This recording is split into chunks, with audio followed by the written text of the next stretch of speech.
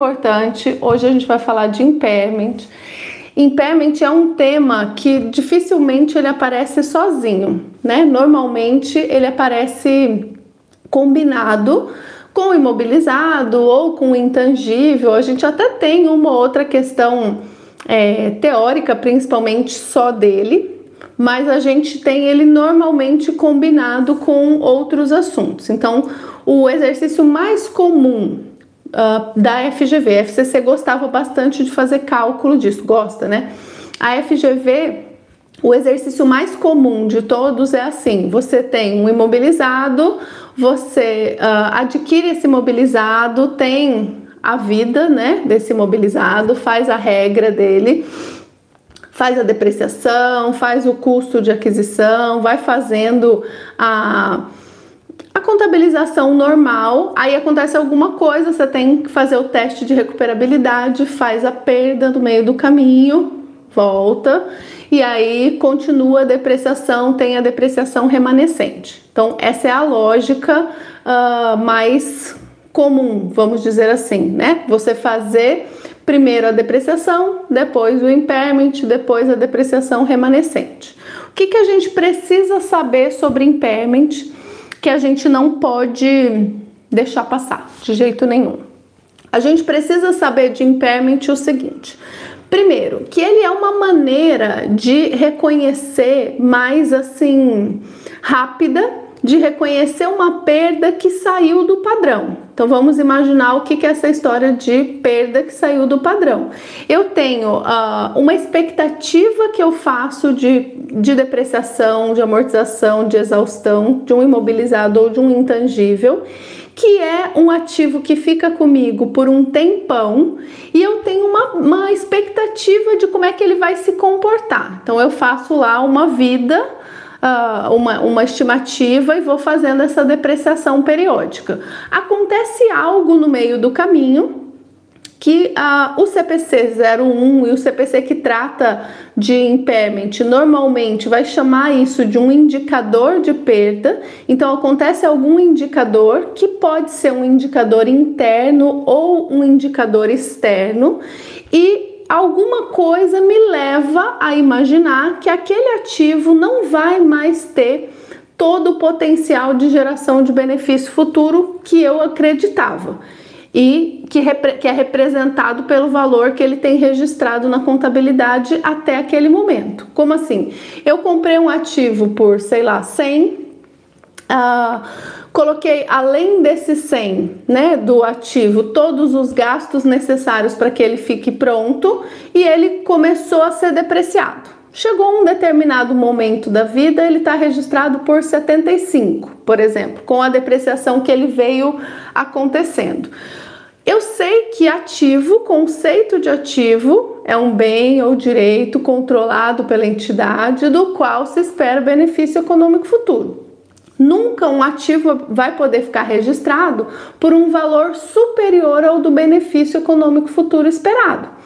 Então, o que eu vou fazer se eu não tenho mais benefício econômico futuro? A depreciação, ela vem sendo feita de uma forma sistemática. Eu vou ter esse mecanismo do impairment, que é um corte mais radical, para ajustar esse número para baixo. Vira e mexe, alguém pergunta sobre ajustar este número para cima, sobre ajustar para reconhecer um ganho, e aí não existe. Impairment significa perda, ele só serve para reduzir o valor, tá? O impairment, ele não funciona para aumentar. No passado até houve época, até 2007, existia a figura da reavaliação de ativos, existia a reavaliação, que eu podia subir, reconhecer essa diferença positiva, essa diferença para valor justo dos ativos imobilizados, ou intangível nem existia naquela época, mas do imobilizado.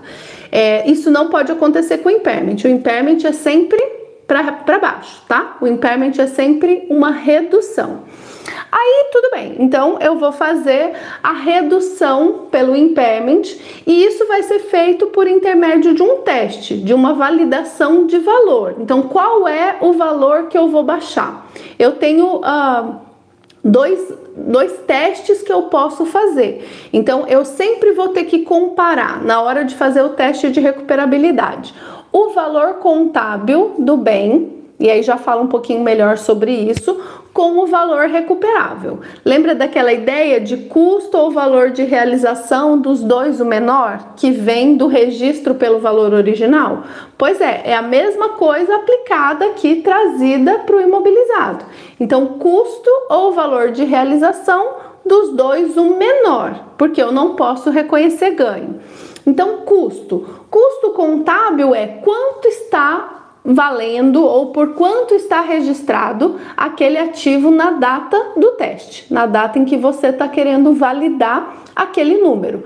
Isso significa que eu vou pegar todo o valor original que foi contabilizado e vou diminuir daquele valor original tudo que eu já reconheci no passado de depreciação, amortização, exaustão e eventualmente alguma perda que eu já tenha contabilizado em períodos anteriores. Então, esse vai me dar o valor contábil, que em outras palavras é por quanto ele vai estar registrado.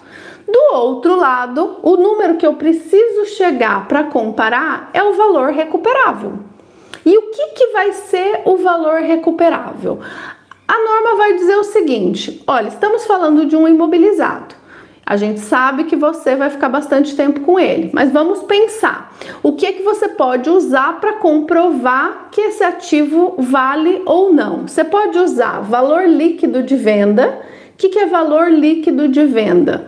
É por quanto aquele bem poderia ser negociado, vendido no mercado, diminuídos os gastos diretamente relacionados com isso. Isso na prova vai aparecer como valor líquido de venda, vai aparecer como valor justo líquido de venda, vai aparecer como valor de mercado. A palavra que a banca utilizar, a gente se adapta. O que eu tenho que cuidar é que um dos parâmetros de comparação vai ser o valor de venda que aquele bem teria se ele estivesse sendo negociado, sabendo que ele não tem. Se a banca disser, eu tenho um valor e vou gastar, sei lá, 10% de despesas relacionadas a essa venda, então eu vou pegar esse valor, vou diminuir 10% e o que sobrar é o que eu vou considerar como parâmetro de comparação. Esse é um. A outra opção é o valor dos benefícios econômicos futuros esperados, que também aparece como valor presente líquido do benefício econômico futuro esperado, que também aparece como valor em uso. O que isso quer dizer? Isso quer dizer que é uma visão interna daquele bem.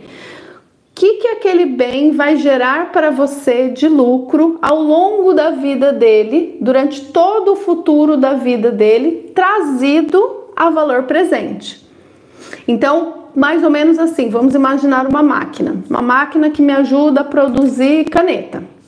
Eu vou ver quantas canetas eu acredito que aquela máquina ainda vai me gerar, por quanto eu vendo aquela caneta, quanto ela me custa, qual é o lucro que eu espero ter com todas essas canetas e como isso é uma linha do tempo lá longe, eu vou trazer isso tudo para valor presente, vou descontar a valor presente. Muitas vezes, gente, no exercício, essa informação já está pronta. O exercício já te dá um número, valor em uso, tanto. Se ele não der, ele vai te dar um valor futuro, vai te dar uma taxa e você vai fazer o desconto a valor presente, igual você faz lá na matemática financeira, igual você faz no AVP. Fato é, imagina que eu tenho um bem de 100 que já estava depreciado em 25, nós falamos que o bem valia 75. Aí eu vou lá e vejo por quanto esse bem poderia ser vendido hoje. 78. Qual é o lucro que eu ainda espero obter com o uso desse bem no futuro trazido para valor presente? 110. Então, desses dois aqui, o maior valor é 110. É esse que eu vou utilizar como parâmetro de comparação, 110. O outro aqui do lado é o valor contábil de 75. Dos dois tem que sobrar o maior. Então, Custo ou valor de realização, desculpa, dos dois o menor. Qual dos dois vai sobrar? Vai sobrar o valor contábil. Eu falei aqui um erro, que é o erro que normalmente as pessoas cometem quando estudam isso. Eu tenho vários alunos que, após lerem o CPC, me falam isso, que tem que ficar o maior. Se ficasse o maior, gente, o que vai acontecer é que eu estaria fazendo reavaliação. Eu estaria aumentando esse valor. E isso não posso fazer.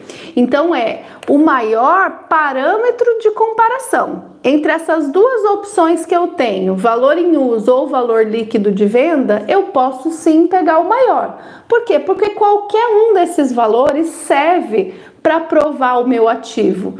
Tanto faz se é porque ele vale mais no mercado ou porque ele vai me produzir mais lucro no futuro. Qualquer uma dessas duas coisas serve para comparar com o contábil. Mas no momento em que eu pego esse valor recuperável e comparo com o valor contábil, tem que sobrar o menor. No meu exemplo aqui, o contábil já é o menor. Se o contábil é o menor, eu não preciso fazer nada. Então, o teste foi feito, mas ele não resultou em nenhum registro. Ele não resultou em reconhecimento de nenhuma perda. E é para isso que ele serve, para dizer, tá tudo bem. Poderia ter acontecido o contrário. Vamos dizer que o maior valor dos dois fosse 65. E aí eu vou comparar 65 com 75 do contábil e vou dizer, opa, tá sobrando 10. Tá sobrando 10, o que eu vou fazer? Vou baixar. Essa perda, ela é sempre reconhecida numa conta separada da depreciação, amortização e exaustão, e ela é baixada contra a despesa. Tá? Se for um bem de fábrica e eu estiver fazendo contabilidade de custos, eu vou baixar contra custo, mas na normalidade, essa perda ela vai ser baixada contra a despesa e ela vai ficar numa conta separada da depreciação.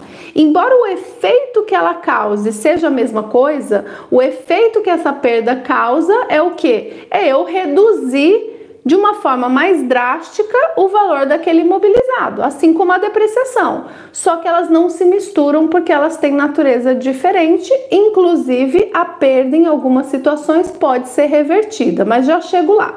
Então, nesse momento, o que nós temos que saber? Que o teste de recuperabilidade é essa conferência se o valor contábil está bom ou se ele precisa ser reduzido. E ele é feito comparando o custo contábil, o valor total contábil daquele bem, já com as diminuições de tudo que foi contabilizado dele, com o valor recuperável. O valor recuperável vai ser o maior valor entre o valor líquido de venda e o valor em uso. Comparo esses dois, se o contábil está maior, não faço nada, se o contábil está menor, eu faço o reconhecimento da perda. Muito bem, a partir desse momento, eu preciso revisitar a minha depreciação. Por quê? Porque eu acabei de cortar um pedaço que, se eu continuasse depreciando do mesmo jeito, ele seria baixado sistematicamente ao longo do futuro. Então, quando eu vou lá e faço uma perda, eu vou ter que parar e pensar, bom, deste valor remanescente, essa palavra FGV usa muito, desse saldo remanescente, qual é a expectativa de vida para ele daqui para frente? Então, é muito provável que eu vá ter uma mudança na vida útil, ou alongando ou reduzindo essa vida útil que ainda faltava, e eu também posso ter uma mudança de valor residual. Necessariamente, com isso, se eu tiver mudança nesses fatores, eu vou ter que mudar o valor da depreciação. Se eu não mudar nada, não mudei o prazo, permanece o valor residual. A depreciação vai continuar pelo prazo remanescente, só que como um pedaço do valor do bem acabou de ser baixado por impairment, o valor da depreciação vai ser reduzido. O que eu preciso lembrar disso também é que essa depreciação que vai ser alterada, ela vai ser alterada prospectivamente. O que isso quer dizer? Quer dizer que eu vou alterar essa depreciação daqui para frente. Eu não vou mexer na depreciação do passado, porque às vezes a pessoa fala assim, se teve impairment, é porque a perda estava errada. E não é verdade. Se teve impairment, é porque aconteceu alguma coisa. Pode ser sim que a depreciação não captou alguma situação, mas pode ter acontecido um fato pontual. Que tipo de fato pontual? Pode ter acontecido uma queda de energia que danificou o funcionamento da máquina, pode ter acontecido que eu perdi contratos importantes de compra do produto que eu faço usando aquela máquina e eu não sei se eu vou conseguir recuperar aquele faturamento. E o que isso tem a ver com o impairment? Ora, se eu não vou ter para quem vender o que eu produzo, é bem provável que o benefício que eu espero ter, o lucro que eu espero ter usando aquela máquina, nesse momento esteja prejudicado, esteja reduzido. Então, várias coisas que não podiam ser pensadas lá atrás podem acontecer e que eu não tinha como saber. Isso significa que eu vou fazer o impairment para corrigir, né, para trazer o bem para essa situação atual, que agora eu tenho informações, e vou mexer na depreciação prospectivamente. Então, eu não vou arrumar o passado, não tem erro no passado, tá? Eu vou ter coisas para frente, eu vou ter coisas que precisam ser arrumadas daqui para frente para que eu traga sempre a melhor estimativa. Essa questão é sim, Felício, uma questão boa. E o que normalmente, ou o que pode vir combinado com essa história do impairment, se a gente quiser pensar numa discursiva mais ampla, a gente pode pensar numa discursiva que traga também o CPC 23, aquele CPC que fala da mudança de estimativa, erro ou mudança de critério contábil. Neste caso, a minha depreciação vai mudar, mas é por conta da estimativa que mudou. Eu tenho uma nova situação, eu tenho um fato novo que faz com que eu tenha que caminhar adiante de uma maneira diferente. Então, o passado está correto, não mexo nesse passado, faço a perda, revejo as taxas, os prazos, o valor residual e dali em diante eu faço uma nova depreciação. Até quando? Até que eventualmente eu precise fazer um novo teste de recuperabilidade, ou não. Pode ser que ele não seja mais necessário, né? Pode ser que não aconteça mais nenhuma perda, nenhum indicador de perda, mas pode acontecer mais de uma vez na vida. Então, o futuro eu vou tratando na medida em que ele vem chegando, tá? Algumas coisas importantes para lembrar aqui, até um pouquinho mais teóricas, da questão do impairment. Nem sempre eu consigo testar o impairment por bem. Então, assim, aqui a gente acaba usando sempre o exemplo de equipamento, de imóvel, de terreno, porque é fácil de visualizar, né? E é um item que a gente tem lá prontinho no imobilizado. Só que a vida real é um conjunto de bens que às vezes sozinhos eu não consigo identificar exatamente qual é esse benefício econômico futuro diretamente. Como assim?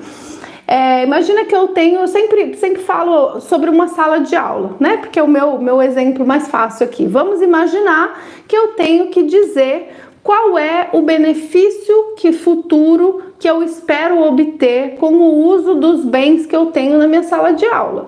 Tem um monte de imobilizado, então a pessoa vai pensar, tem um projetor, tem ar-condicionado, tem um monte de móveis, tem uma série de bens que estão classificados no imobilizado e que vêm sendo depreciados, cada um pela sua taxa, pela sua vida. Quando eu vou fazer o valor em uso, como é que eu posso dizer quanto que esse projetor vai me gerar de benefício econômico futuro? É uma coisa muito distante do faturamento da venda que eu faço. Então, o que o CPC criou? O CPC criou a ideia de UGC, Unidade Geradora de Caixa. A unidade geradora de caixa é o menor conjunto de bens que eu precisar agrupar para conseguir fazer o cálculo do valor em uso. Então, trazendo para esse exemplo que eu estou usando, eu vou pegar todos os bens que eu tenho na sala de aula e aí eu vou começar a comparar esse valor da soma do valor contábil desses bens com o quê? qual é o total de ganho que eu espero obter nessa sala de aula no futuro. Daí vai ficando mais fácil. Aí eu vou dizer quantos alunos eu consigo colocar na sala de aula, quanto é a taxa de ocupação média, quantos anos eu acho que isso aqui ainda vai ser utilizado, quanto eu cobro, e aí você consegue compor um valor futuro de benefício econômico esperado. Quando eu volto com esse valor, que é o valor recuperável, eu vou comparar com a soma dos valores desses bens. Se tiver perda, eu aloco essa perda ou para algum bem especificamente, se eu conseguir identificar. Se eu não conseguir identificar, eu posso dividir proporcionalmente. Então, eu pego o valor de cada bem dentro desse todo, vejo proporcionalmente quanto ele representa e aí eu distribuo a perda proporcionalmente. Nunca vi nenhuma questão de cálculo que envolva a unidade geradora de caixa. Teria que provavelmente dar muitos dados, não faz muito sentido realmente. Questões teóricas, já vi. Então, unidade geradora de caixa é essa menor quantidade de bens que você precisa agrupar para fazer o teste de recuperabilidade. Tem uma outra terminologia, uma outra definição lá no CPC, que é a dos ativos corporativos, que é a quantidade de bens que não te geram benefício diretamente, mas que servem de suporte a quem gera benefício. Então, da mesma maneira, você pode agrupar esses ativos corporativos em unidade geradora de caixa ou não, mas é só uma definição para dizer que esses ativos que indiretamente participam da sua vida de geração de resultado também podem ser testados. Voltando para mais a vida real aqui, mais prática e não esses detalhezinhos do CPC. Então, eu fiz o impairment, peguei o valor do bem, comparei com o valor de realização, o valor do bem era maior, tive que fazer a perda, vou continuar minha vida fazendo depreciação, amortização, exaustão, vida que segue. Muito bem. Aí, o que acontece depois? O que acontece depois é que pode ser que em algum momento aquele valor recuperável suba, cresça. Por quê? Eu tinha, por exemplo, problema com aquele contrato. Eu tive aquele contrato com o cliente e aquele contrato com o cliente que eu tinha perdido me deixou numa situação que eu falei, eu não vou ter para quem vender o produto que eu faço utilizando essa máquina. E por um momento eu imaginei que aquela máquina não ia me gerar muito benefício no futuro, fiz o teste, precisei fazer o impairment. Acontece que o tempo passou, eu consegui reconstruir a minha história ali, consegui captar novos clientes ou consegui adaptar aquela máquina para ser utilizada para fazer uma outra coisa, consegui novos contratos, transferi a máquina para uma outra unidade de fábrica, por exemplo, e passou a existir novamente um benefício futuro totalmente provável de se realizar. Quando eu vejo esse novo valor, agora mais alto, de benefício econômico futuro esperado daquela máquina, eu percebo que o impairment reduziu demais. O que eu posso fazer nesse caso? Eu posso reverter esse impairment. Reverter o impairment, gente, é tipo um estorno. Eu vou fazer a conta ao contrário. Então, o que eu vou fazer? Aquela perda que tinha sido reconhecida contra a despesa, agora ela vai gerar uma receita de reversão do impairment e eu vou estornar aquele valor que estava no ativo, aquela conta do ativo. Totalmente? Não necessariamente. Posso fazer um estorno total ou posso fazer um estorno parcial. Agora, atenção! Qual é a pergunta que a GV faz disso? Quem é meu aluno aqui sabe que isso acontece em várias questões. Já tem acontecido principalmente nas questões mais recentes. Posso reverter o impairment? Então vem toda uma historinha lá de que a perda não faz mais sentido, tal. Posso reverter o impairment? Posso. Porém, eu só posso reverter de forma que o bem chegue até o limite do valor que ele teria caso aquela perda não tivesse sido feita no passado. Como assim? Eu vou pegar o valor original do bem com todas as informações que eu tenho de valor residual, de taxa de depreciação estimada, tal, e vou fazer a depreciação normal e esquecer que houve impairment no passado. Então eu vou vir calculando o valor da depreciação, da amortização daquele bem até hoje, quando aconteceu essa hipótese da reversão. E vou ver quanto de valor esse bem teria. Vamos dizer que ele teria 70. Aí eu pego todo o valor que está registrado hoje e vejo quanto de impairment eu posso reverter para esse bem voltar a ser 70. Então, vamos dizer que eu tenho um monte de impairment. Se eu resolver ele todo, ele vai virar 60. Não posso. Só posso reverter até o valor limite do que o bem teria, do que o ativo teria, caso esse impairment não existisse. Isso, gente, tem caído com uma certa frequência em questões de cálculo, daquelas questões trabalhosas que eu sugiro que você teste e faça antes da prova. Que questão trabalhosa? Compra o bem, faz depreciação, faz teste de recuperabilidade, reconhece a perda, faz a nova depreciação, chega numa nova data onde muda a perspectiva de perda e aí você vai ter que validar se tem estorno ou não tem estorno. Essa reversão do impairment só acontece até o limite do valor que o bem teria, certo? Outra coisa com relação à reversão, falei na aula de ontem do intangível, vou repetir aqui hoje, a GV gosta desse assunto. Ágil, aquele goodwill que eu pago por expectativa de rentabilidade futura na aquisição de investimentos, na aquisição de uma combinação de negócios, esse não reverte o impairment. Não importa que tenha alguma informação nova, que tenha alguma situação nova, o impairment decorrente de perda reconhecida para ágil, para aquele goodwill, não pode ser revertido. Então esse também é outro detalhezinho da reversão. Não é qualquer coisa que faz a gente reverter o impairment, não é para ser uma farofa, tá? Então, o valor de mercado do bem que era de um jeito agora subiu.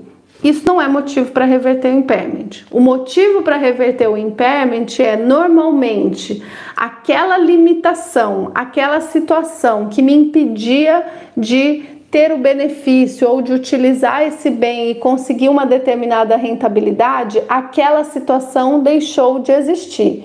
Eu tenho hoje uma outra alternativa, uma outra situação, aí eu posso reverter. Normalmente o foco da banca não é isso. Normalmente o foco da banca não é você saber se pode ou não reverter. Quem tem feito bastante exercício aí vai lembrar que já teve exercício de coisa de jogador de futebol, direito de uso intangível sobre jogador de futebol, tem contratos diversos aí de intangíveis, além de coisa de máquina. Então o importante é, se ele começar a construir a história de que vem depreciando, depois teve uma perda, depois continua depreciando, depois aconteceu alguma outra coisa, normalmente ele vai querer que faça a reversão. A gente não vai questionar diretamente essa reversão se tiver uma situação corriqueira ali, normal, que o exercício está contando sobre a perda deixou de existir. Mas é importante vocês darem uma lidinha no pedaço que fala sobre isso no CPC para as questões teóricas. Então estamos chegando aqui no fim. O que eu preciso falar para vocês, como eu tenho feito todo dia? O que vale a pena dar uma olhada no CPC? CPC 01 é um CPC que eu recomendo as pessoas estudarem? No momento de estudar, sim. No momento de estudar, sim. Agora não é mais o momento de estudar. Agora é o momento de revisar, de fazer exercício, de fazer as suas listinhas. O Felício criou um mantra, isso mesmo. Tem umas coisas que tem que ser mantra. Goodwill não reverte o impairment. O que você vai ver nesse momento da vida, antes da prova do CPC 01? Você vai ler lá os dois pedaços que falam sobre indicadores de perda. Tem vários exemplos de indicadores internos e externos. eu recomendo fortemente que vocês leiam aquilo lá, porque muitas vezes cai na prova cópia daquilo, tá? Então reconhece, ou procura lá os indicadores de perda interno e externo. Outra coisa que talvez valha a pena dar uma lidinha sem muita preocupação, essa parte que ele fala das definições. O que é valor em uso, o que é valor do benefício econômico futuro esperado, o que é ativo corporativo, o que é unidade geradora de caixa. Não tô falando para você estudar tudo sobre esses assuntos, tô falando para você pegar aquela definiçãozinha de 2 linhas de cada um, dar uma lida tranquilamente, porque você sabe que aquilo ali de repente aparece na prova e aí você já está mais familiarizado com a redação. Então essas 2 coisas eu acho que valem a pena de você ler no CPC. O resto eu não recomendaria nesse momento, porque tem muita coisa lá, pode ser que vai te ocupar muito espaço na cabeça aí, tá? E aí, uma última coisa que eu queria falar sobre o impairment, e que eu esqueci aqui, deixa eu lembrar o que eu queria falar da reversão, acho que era da reversão ainda. Eu já falei para vocês que o impairment sobre o ágio não reverte, tá no mantra aí. A reversão, lembrei, a reversão ela pode acontecer, então, quando o exercício me descreveu uma situação de que mudou o uso esperado, e uma coisa que eu já vi 2 questões essa semana nas minhas mexidas de questões aí da FGV, sobre a posição desse impairment ou dessa reversão na DRE. Então, o impairment, ele não mistura com a depreciação, a perda, ela não mistura com as outras coisas e ela vai aparecer lá na DRE entre o lucro bruto e o lucro operacional. No mesmo lugar, vamos dizer assim, no mesmo intervalo de espaço onde você contabiliza a depreciação, que não é da indústria, né? Ele vai aparecer ali no meio. Agora, não é impairment com esse nome, mas aproveitando que a gente está falando disso e me lembrando dessa questão, às vezes, uma coisa que tem aparecido com muita frequência nas provas, vocês vão lembrar, é aqueles exercícios de estoque e o estoque cai de preço. Então, não é impairment de imobilizado intangível. Estou aproveitando a deixa aqui para dar uma dica de uma coisa que tem caído.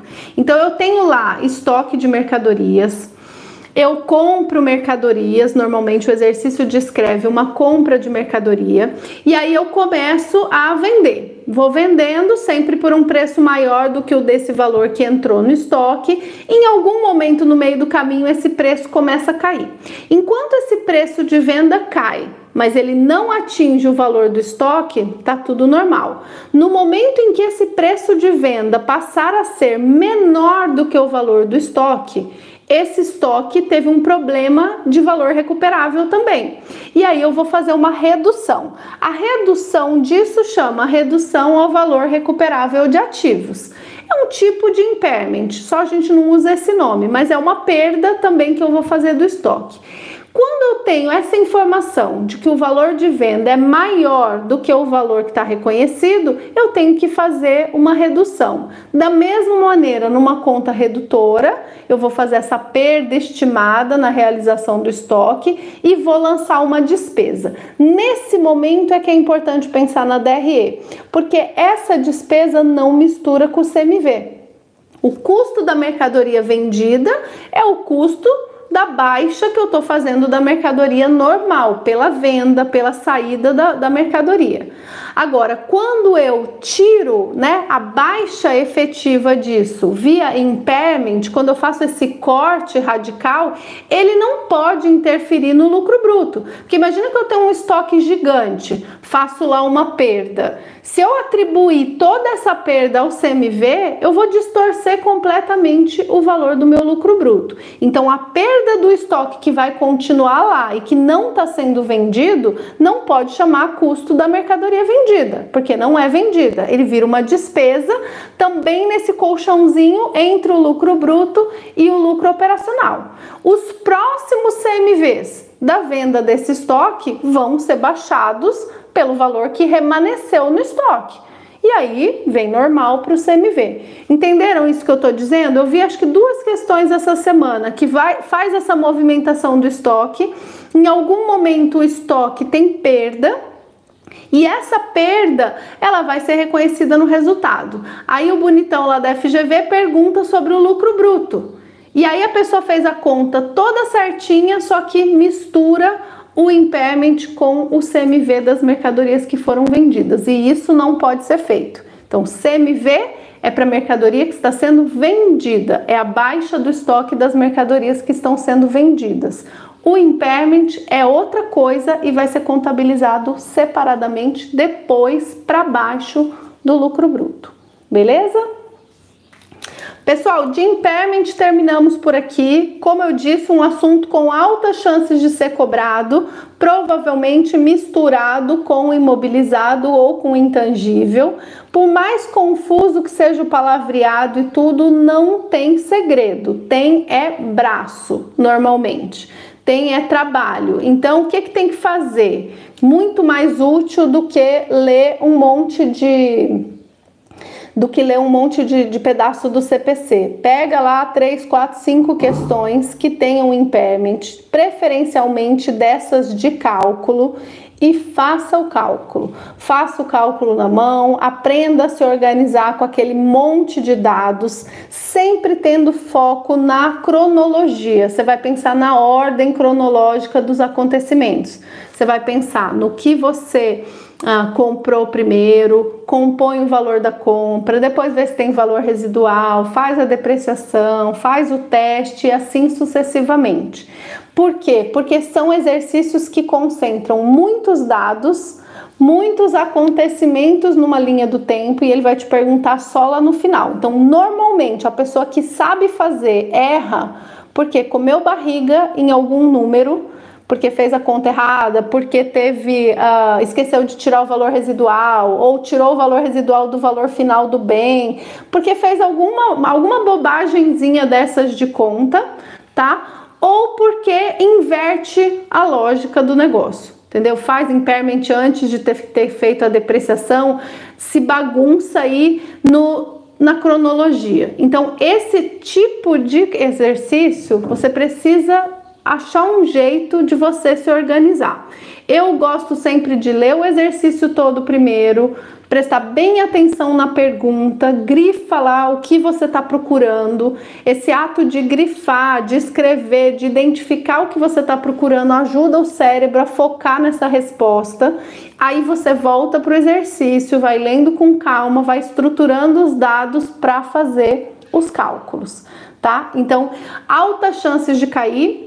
Vale a pena exercitar um pouco isso. Tem várias questões aí, várias mesmo. Caso você queira, pode me colocar aí no comentário, me dar um e-mail, um WhatsApp, eu mando para você. Mas o fato é, você precisa aprender a resolver esses exercícios, ver aquela situação de que eu não posso reverter a perda mais do que o valor do bem que o bem teria. Isso eu só consigo fazendo. Tá? Então, mais importante do que ler o CPC é fazer exercícios, porque esse é um tipo de exercício dos poucos que sobram da FGV, que a FGV tem feito conta. A maioria dos exercícios tem sido de pouco cálculo. Esses são os que remanescem de bastante cálculo, tá bom?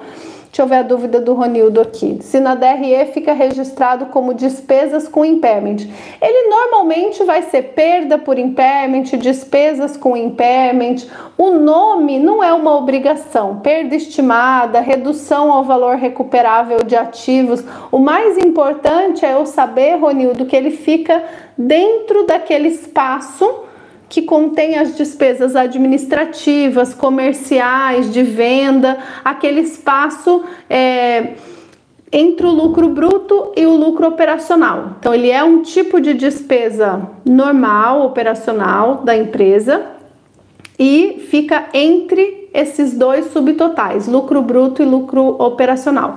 Cuidado para não tomar uma informação, uma palavra que eu usei aqui e eu não causar um erro de vocês.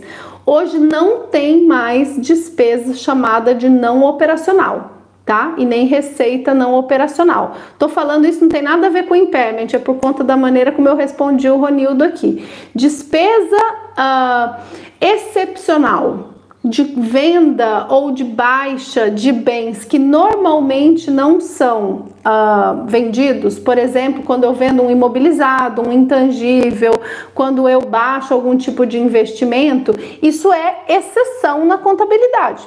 Esses bens, eles têm uma natureza permanente. Então, esses itens que no passado iam para um pedaço da DRE chamada de resultado não operacional, hoje eles chamam de outras receitas e outras despesas.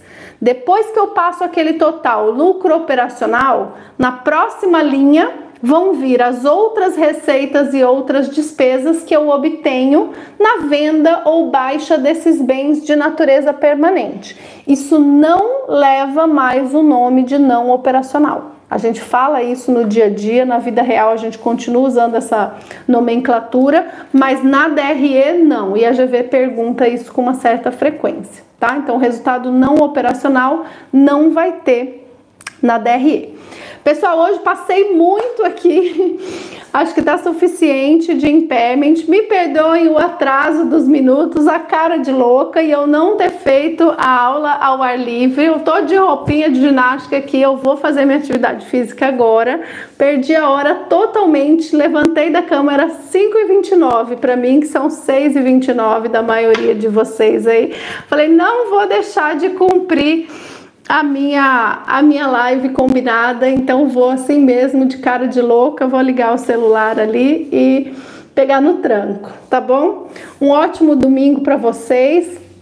Amanhã a gente continua com as nossas lives aí e amanhã eu vou falar de arrendamento mercantil, tá? CPC 06.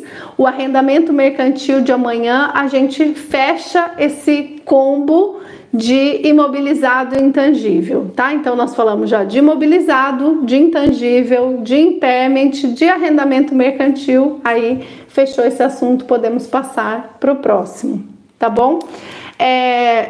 Por mais que esteja parece faltando muita coisa aí, né? Hoje fechamos 10% das nossas lives, né? Então tínhamos 30 dias até a prova, já foram 3, já foi 10%, só falta 90%, né? Chegando bem pertinho da prova já, se Deus quiser, com todos os conteúdos revisados pra gente amassar a FGV que tá todo mundo querendo aí, né? E a desforra com essa banca que tem sacaneado tanto a gente. Vai dar certo. Obrigada, gente. Se alguém tiver alguma dúvida,